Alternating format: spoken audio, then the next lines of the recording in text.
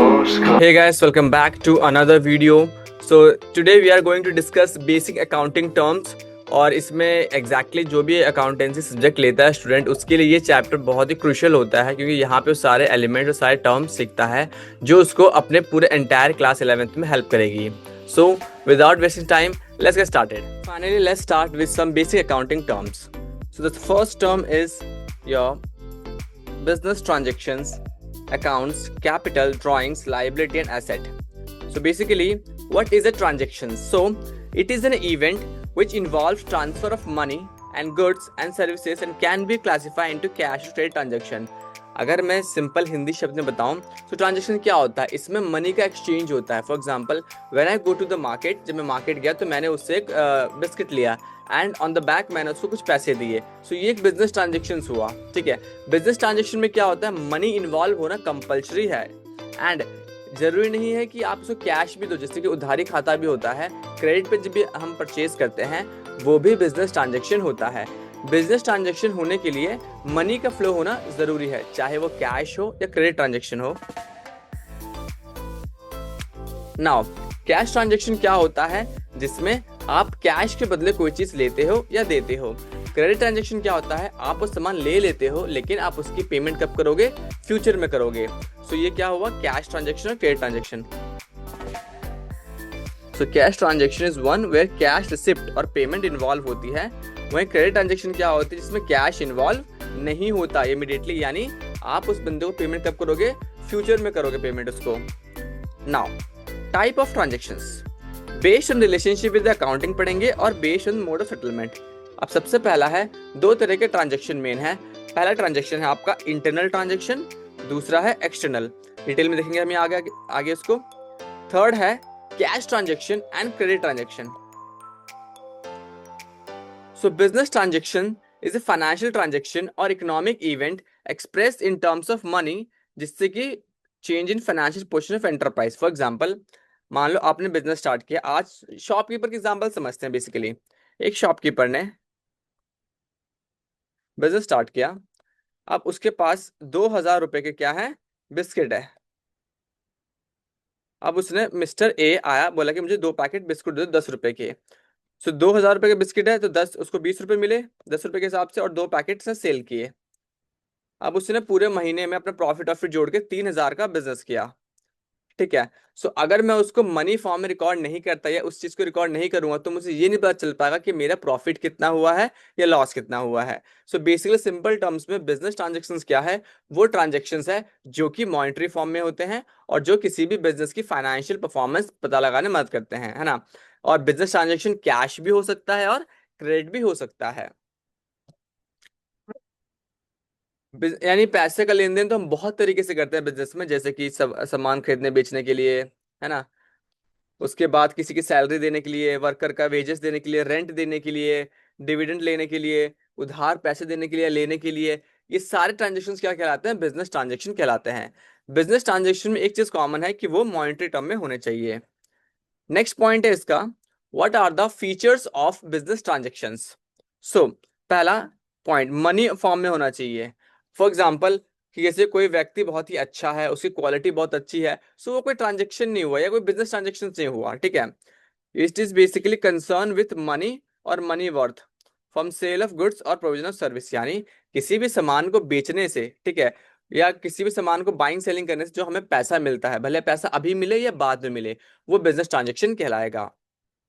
दूसरा चीज, exchange of goods and services. For example, आपको किसी ने गिफ्ट दे दिया तो वो बिजनेस ट्रांजेक्शन नहीं है. बिजनेस ट्रांजेक्शन होने के लिए या तो आपने उससे कुछ खरीदा हो या उसने आपसे कुछ खरीदा हो, बाइंग सेलिंग होनी चाहिए. फॉर एग्जांपल, कोई भी चैरिटी करता है, डोनेशन करता है, that doesn't cover into the business transaction. Next है चेंज इन फाइनेंशियल पोजीशन, यानी जब भी आप कोई सामान बेच रहे हो, खरीद रहे हो, तो आपका पैसा कम ज्यादा हो रहा है, आपकी फाइनेंशियल पोजीशन या फाइनेंशियल जो स्टेटस है वो कंप्लीटली चेंज हो रहा है. तो ये अगर कोई भी इंपैक्ट डालता है आपके बिजनेस पे तो वो आपका बिजनेस ट्रांजेक्शन है. Next is accounting equation. अब अकाउंटिंग में आगे आप जाके पढ़ोगे, अकाउंटिंग में दो साइड्स होती है, डेबिट और एक होता है क्रेडिट. सो कोई भी बिजनेस ट्रांजेक्शन आपके दोनों साइड को यानी अकाउंटिंग इक्वेशन को सेटिस्फाई करना चाहिए, इम्पैक्ट करना चाहिए। अभी इस पॉइंट को और डिटेल में और समझेंगे आगे जाके जब हम फर्दर चैप्टर को पढ़ेंगे। Next is dual aspect. Every business side के हर बिजनेस ट्रांजेक्शन के दो साइड्स होते हैं, एक होता है डेबिट, दूसरा होता है क्रेडिट। नाउ एक होता है देने वाला, एक होता है लेने वाला हमेशा ही। Equality of balance sheet. Since every transaction has a dual aspect affecting two side, namely receiving and giving side, तो इसीलिए हमेशा वो बैलेंस शीट को इम्पैक्ट करता है। अभी बेसिकली क्विकली देखते हैं क्या 6 फीचर्स थे। पहला, मनी फॉर्म में होना चाहिए। दूसरा, कि बाइंग और सेलिंग हुआ तभी माना जाएगा। तीसरा, ये डेबिट क्रेडिट को इम्पैक्ट करना चाहिए। चौथा, कि आपके जो भी एक गिविंग नेचर का होना चाहिए, एक रिसीविंग नेचर का होना चाहिए। यानी एक बिजनेस ट्रांजेक्शन में दो पार्टीज तो मिनिमम होती है, एक जो कोई चीज सर्विस या गुड्स रिसीव करती है, दूसरा जो पेमेंट रिसीव करता है। और जो छठा पॉइंट था वो है आपको बैलेंस शीट की बैलेंस शीट मैच करनी चाहिए। The next point is account. अभी अकाउंट क्या होता है? अब फॉर एग्जाम्पल जैसे कि रमेश है, सुरेश है, कैश है, कैपिटल है, रेंट है, ठीक है। इन सबका क्या एक एक अलग से नाम होता है, इसे कहते हैं account. Account basically it is record of both cash and credit transaction maintain under a particular head which show the transaction and the effect of such transaction in the books of account. Simple सा बताऊं, अगर आप अपने bank में जाते हो तो आपका नाम मिस्टर राकेश मान लो, तो राकेश का एक बैंक अकाउंट होता है ना। तो वैसे अकाउंटिंग में अगर हमें सारे ट्रांजेक्शन्स की डिटेल रखनी है, सारे ट्रांजेक्शन के बारे में जानकारी चाहिए, तो हम सबको एक अकाउंट वर्ड से रिलेट करते हैं। फिर उसमें हम सारे ट्रांजेक्शन्स को रिकॉर्ड किया जाता है। फिर हम देखते हैं कि उसमें से कितना पैसा आया है या उसको कितना पैसा देना है या लेना है। इस सारे ट्रांजेक्शन के लिए हम सबको एक कॉमन हेड में रखते हैं, इसको हम कहते हैं अकाउंट।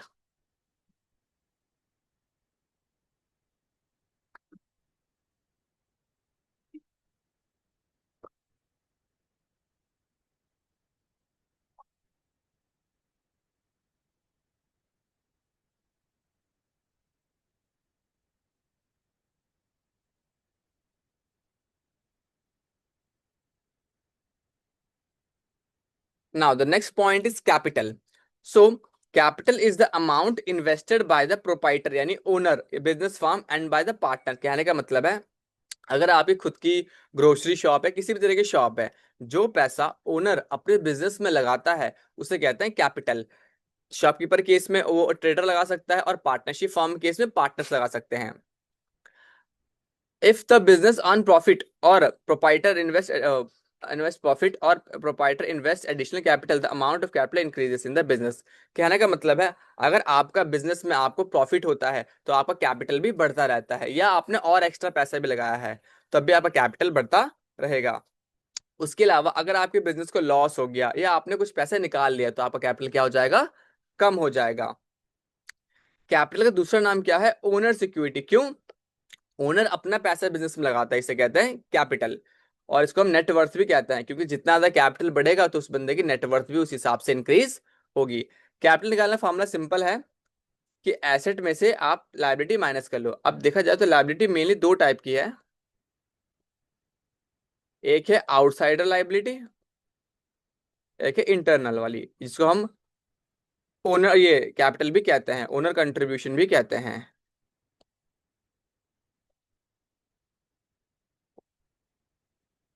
इससे जुड़ा है नेक्स्ट टर्म, वो है ड्राइंग्स। ड्राइंग्स क्या होता है? कोई भी कैश है या सामान है, जब भी ओनर अपने घर के लिए, खुद के पर्सनल यूज के लिए कंपनी से विड्रॉ करता है यानी निकालता है, उसे हम कहते हैं ड्राइंग्स।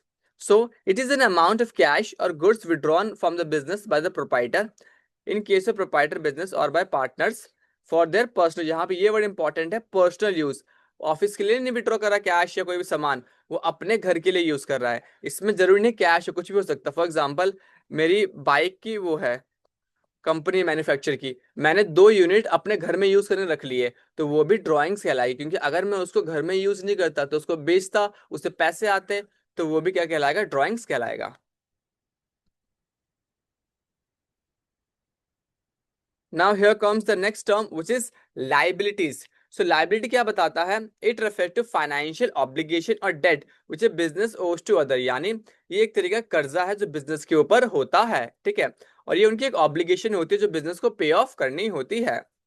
यानी वो अमाउंट बिजनेस का जो बिजनेस को दूसरों को वापस करना है। इसमें लोन भी हो सकता है, ठीक है, या किसी अदर पर्सन से जो बिजनेस ने पैसे लिए हैं अपने बिजनेस को बढ़ाने के लिए, वो सारा पैसा एक ना एक दिन बिजनेस को वापस करना है, तो इसीलिए वो उसकी लाइबिलिटीज हो जाती है। ये लाइबिलिटी को हम इंटरनल और एक्सटर्नल दो तरीके से ट्रांसफर करते मतलब डिस्कस करते हैं। सो बेसिकली इंटरनल लाइबिलिटी क्या होती है, जैसे हमने बताया था, जो भी ओनर पैसा लगाता है बिजनेस में, that is internal liabilities. And external liability क्या होती है, वो बंदे जो बिजनेसेस के नहीं है, वो बिजनेस के बाहर से है, जैसे बैंक लोन दे देगी, है ना, या सप्लायर उधारी में माल दे देगा, तो वो सारे लोग जो बिजनेस के बाहर से और फिर भी बिजनेस को एज अ सपोर्ट करते हैं इन फॉर्म ऑफ लोन हो गया, है ना, या क्रेडिट में कोई चीज देते हैं, तो वो कहलाते हैं आपके आउटसाइडर लाइबिलिटीज।